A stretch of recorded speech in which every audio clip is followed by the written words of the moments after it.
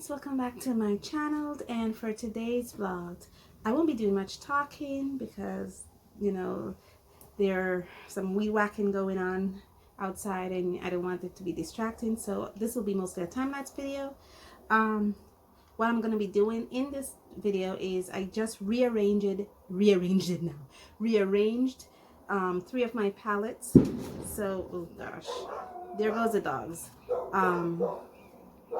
This one here, this is my Sennelier palette. I just rearranged some colors there. This one here, this is my very own watercolor paints that I made. I just rearranged that palette.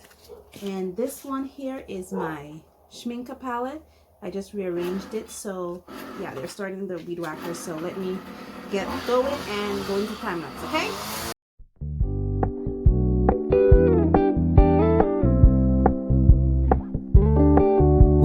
Keep it low-key, keep it softly spoken, with no strings tying you to me.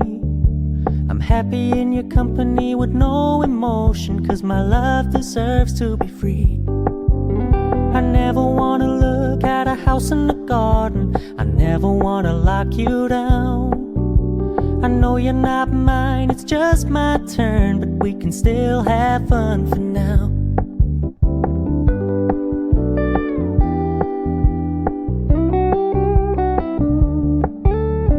Told me you don't really do commitment, trust me, consider your message received. When you said you couldn't take us too seriously, I must admit I was relieved. 'Cause I never wanna play happy families with you, but I like having you around. I'm fully aware this is a flash in the pan, but we can still have fun for now.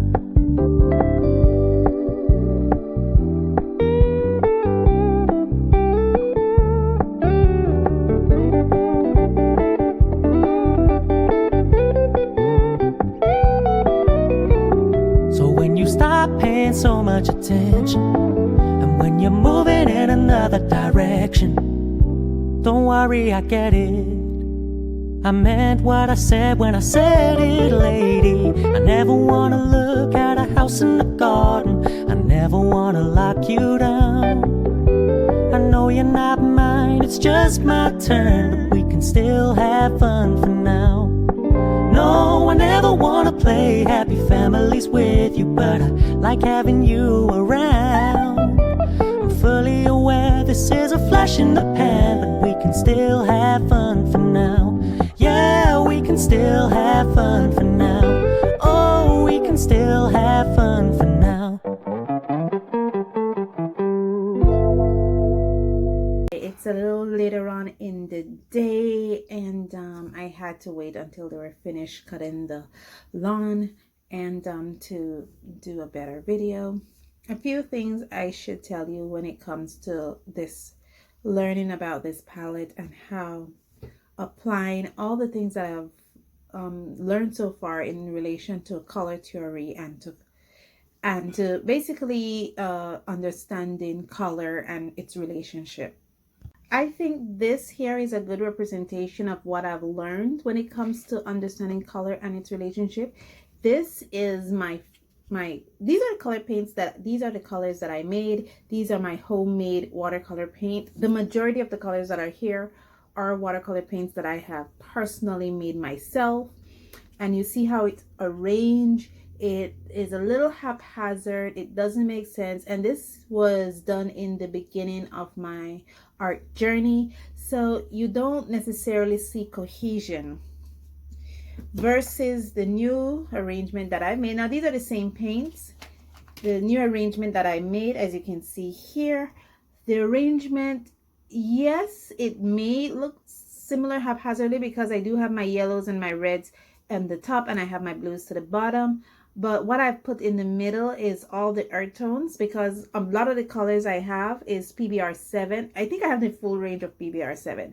I have natural sienna, I have burnt sienna, I have dark ochre, and I have burnt ochre. So I have 4 PBR7. So I represent them here along with the yellow ochres. So I have my earth tones in the middle, and I have my blues, my Mars black, and my chromium oxide green on the far end. So there is now cohesion to the palette and the arrangement. And I think the more you get into understanding color and its relationship, the more you find out things about yourself that you can appreciate. For instance, another example is this one here. Now this is the original swatch reference for the Schminke paint, and this is the new swatch reference that I just did. And yes, there's a couple colors has been added to this arrangement, and it just, I don't know, somehow just adding the cobalt green turquoise and adding the quinacridone magenta to this palette here, it like it brings it alive, because the colors that were here was cadmium yellow, this is indigo, this is schminke violet, and this is chromium orange hue. And it looks, you know, kind of plain, but when you add that turquoise to the cobalt green turquoise and that quinacridone magenta to the palette, it brings an understanding to the palette. I don't know if you if I'm making sense, but it brings an understanding to the palette that I can appreciate. The next palette that we're looking at is this one. This is the Sennelier palette. Now this was originally a 12 set that I bought, and I added a 13 color, which was the yellow ochre here. And that's because at the time I had a thing for yellow ochre. But then when again, with my understanding of color and its relationships and how it appeals to me and how I like to work with color, this is my new palette. Yes, I still have my yellow ochre here, but I added a Sennelier yellow deep. And for me, just adding that one color, it brings an understanding to the palette. You know, because I notice that whenever I do paintings, I use a lot of yellows. Now, yellow is not one of my favorite colors. Yes, I'm wearing a yellow t-shirt right now, but it's not necessarily one of my favorite colors. But I noticed that about myself, that I appreciate yellows.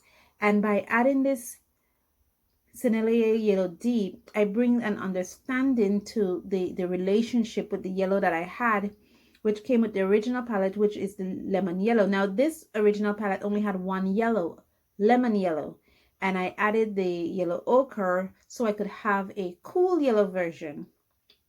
But the way I was using the yellow ochre was not as a cool yellow. I was using the yellow ochre more in its earth tone capacity. So by adding the Sennelier yellow deep, it gives a greater understanding to the palette, and it allows me to appreciate the palette more.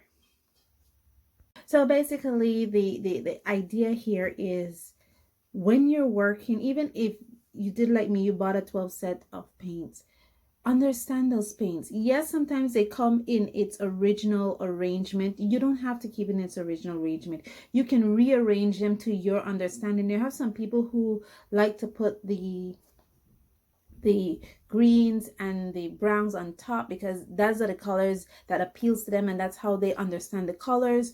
For me, I like to put my primaries on the top. So if you notice in my arrangement here, my primaries pull out my top shelf because that's how I understand the palette.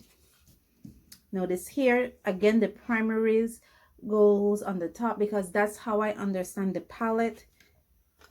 And the only one that doesn't have that is this, but to some extent it does, because I have the blues, which just brings that cohesion to the palette. So it all depends on how you look at it.